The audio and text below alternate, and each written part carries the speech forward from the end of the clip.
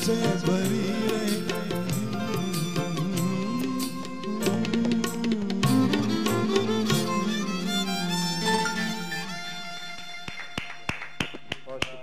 आप यकीन करें, मैं इस वक्त मेरे पास मैं नहीं बोल सकती, क्योंकि मुझे इतना अच्छा फील हो रहा है कि मैं इतने सीनियर सिंगर के साथ बैठी हुई हूँ, और इस वक्त मुझे एहसास हो रहा है कि हमें इन लोगों की कदर करनी है, हमें इनको रिस्पेक्ट देना है, और हमें अभी इस वक्त ये बात समझनी है कि हमारे पास अभी ये लोग मौजूद हैं।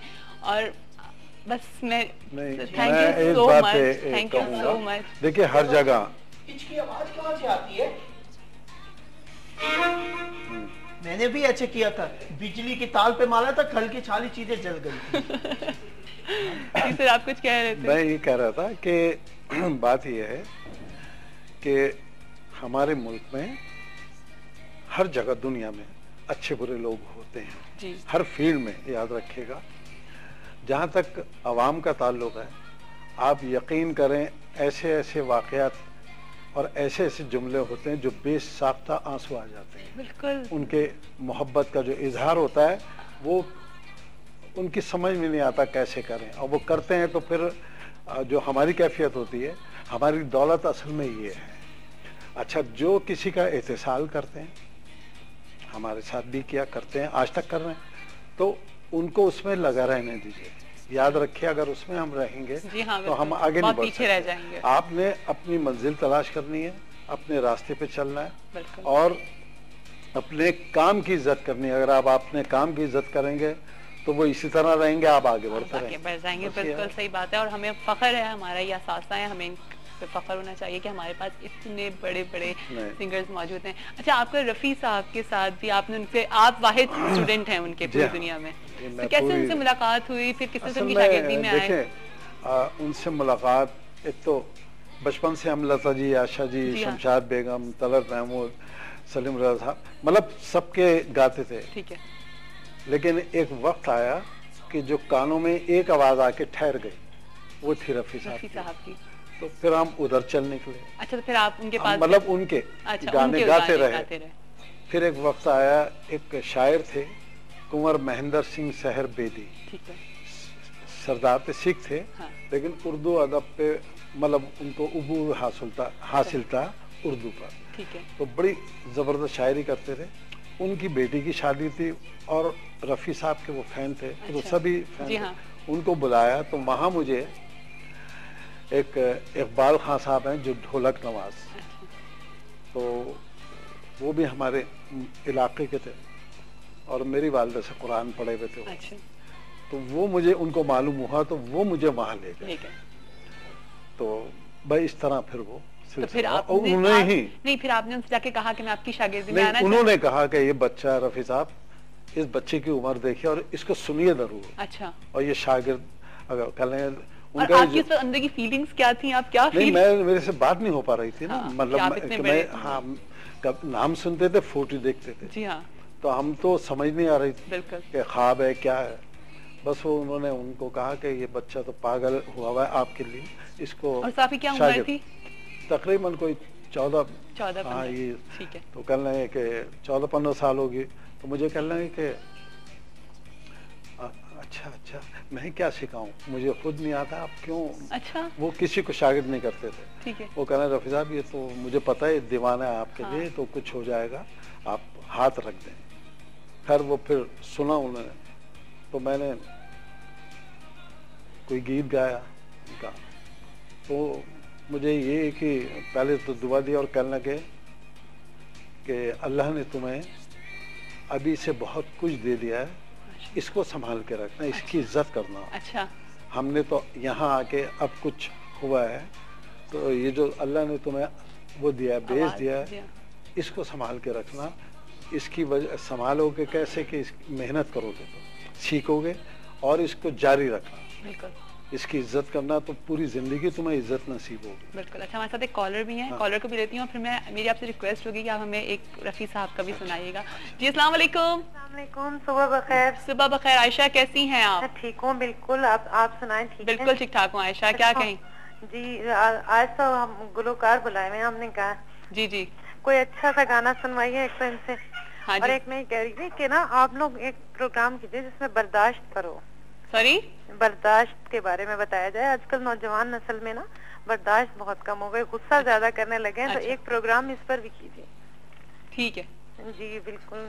और आप ठीक हैं? आयशा, आपकी आवाज मुझे बहुत हल्की आ रही है, क्या कह रही है? मैंने कहा आप ना एक ऐसा प्रोग्राम करें जिस पर बर्दाश्त के बारे में बर्दाश्त के बारे में, बिल्कुल, गुस्सा बिल्कुल। गुस्सा नौजवान नस्ल में हाँ, बहुत ज्यादा हो गया। ठीक है। तो और जो है ये जो आपके सिंगर आए हुए हैं, आपके नहीं, हम सबके, हमारे मुल्क का बहुत बड़ा नाम है ये, हम सबके सिंगर हैं, हम जी सबके। बिल्कुल, तो बस इनसे कोई भी अच्छा सा गाना सुनवा दीजिए।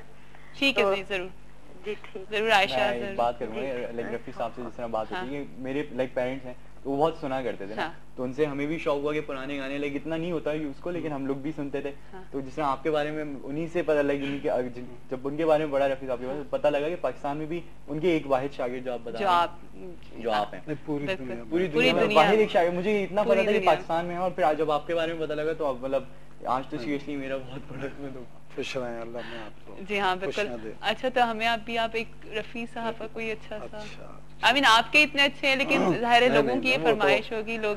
देखिए बात ये है, मैं सच बोलता हूँ, जी जी और जरूर। वो ये है कि आज जो कुछ भी अल्लाह करीम ने हमें किया हुआ है या दिया हुआ है, वो हमारे बड़ों का कमाल है जिनसे हमने सीखा। और चूंकि मैं ज्यादा रफी साहब की तरफ गया तो उनसे मिला जो कुछ भी है। ये समझिए देने वाले तो अल्लाह की जात है, लेकिन आज भी अल्लाह हमें रिस्क उसी हवाले से दे रहे हैं, बिल्कुल। ये है। तो मैं बिल्कुल जरूर।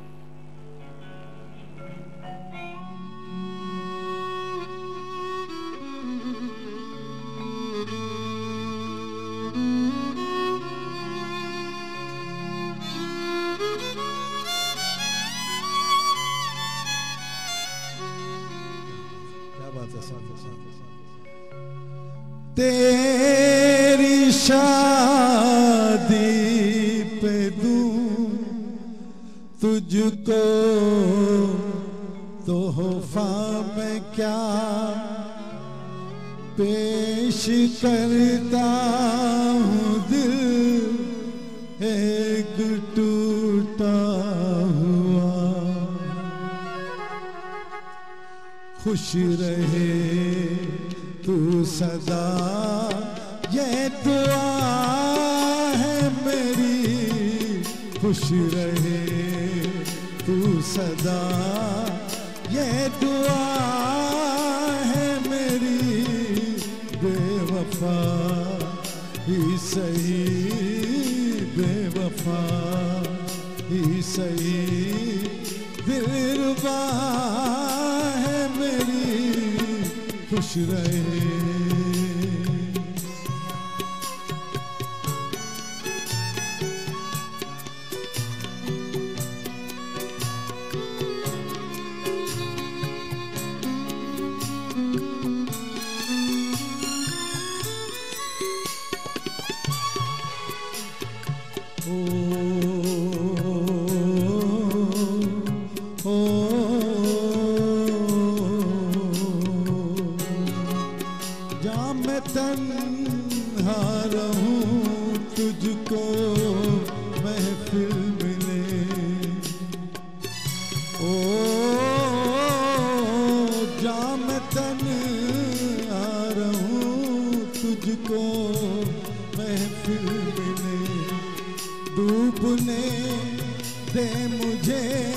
तुझको साहिल मिले, आज मर्जी यही, आज मर्जी यही। ना खुदा है मेरी, खुश रहे तू सदा, ये दुआ है मेरी। खुश रहे।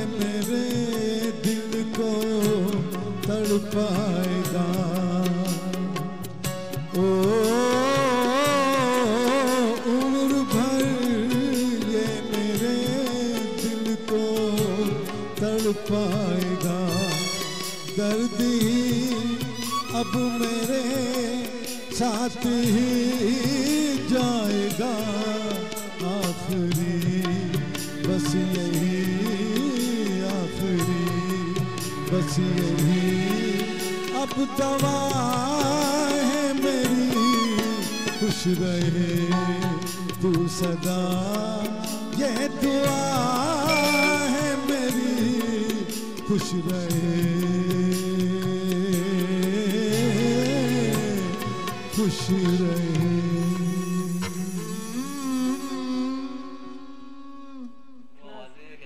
बस वो कुछ कह नहीं सकते इस वक्त, वाकई इस वक्त बिल्कुल भी कुछ नहीं कह सकते। तो आपने फिर रफ़ी साहब से आपने शागिर्दी, कितने साल तक उनके शागिर्द रहे आप? तकरीबन 1-1.5 साल। 1-1.5 साल। वो असल में ऐसा होता था, जब शो करने आते थे जी हाँ। तो जब 8-10 दिन या 4 दिन रहते थे, जब साथ रहते थे, अच्छा, फिर हम जाते थे इंडिया, वहाँ पे उनके पास। ठीक है, इस तरह। सही। अच्छा, मैं जरा थोड़ा सा फारूक से मूवी अपडेट भी लूंगी। हाँ फारूक बताइए। जी ये बंद करा दे। क्यों? मुझे नींद आ गई।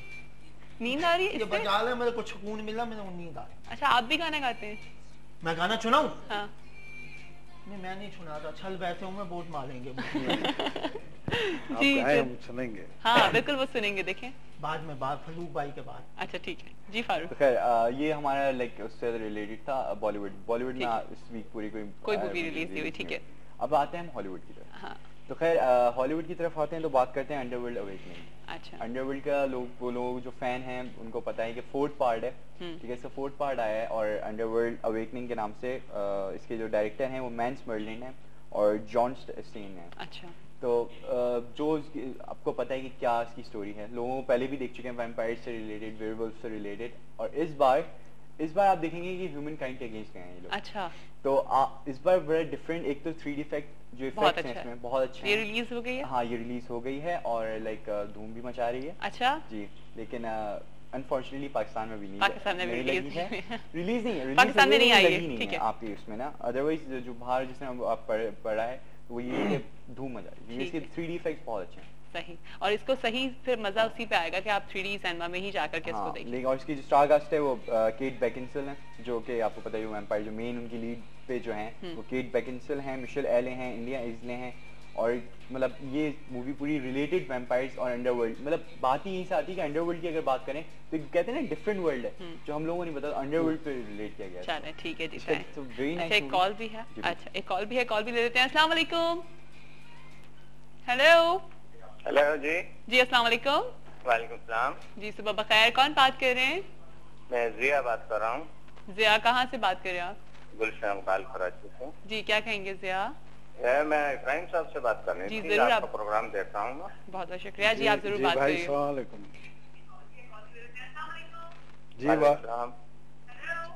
जी जी आप प्लीज अपने टीवी का वॉल्यूम कम कर दीजिए प्लीज। अच्छा प्लीज। जी जी जी, मैं कराची से, गुलशन इकबाल कराची से बात कर रहा हूँ। जी जी भाई, इब्राहिम साहब से बात करनी थी मुझे। जी जी बात कीजिए, मैं बात कर रहा हूँ। अस्सलाम वालेकुम। जी वालेकुम इब्राहिम भाई, जिया बात कर रहा हूँ मैं। जी जी जी। मैं सिर्फ आपसे एक फरमाइश करना चाहूंगा, शायद आपको याद न हो कि आपने अपनी एक जी आपकी पहली फिल्म में आपने गाना गाया था ईस्टर्न स्टूडियो में। मैं उस वक्त मौजूद था। जी। अच्छा जी जी जी, कौन सा? अस्सलाम वालेकुम। जी वालेकुम सलाम। मैं आपसे बात करना चाह रहा था। आपने अब पहली फिल्म में गाना गाया था जी ईस्टर्न स्टूडियो में, मैं मौजूद था उस वक्त, शायद आपको याद न हो। जी। उसके बोल थे, जियो हजारों बरस रौनके जहां बन के, दिलों को लूट लो, दिलों को लूट लो लोगों के मेहरबान बन के। अगर ये थोड़ा सा गुनगुना।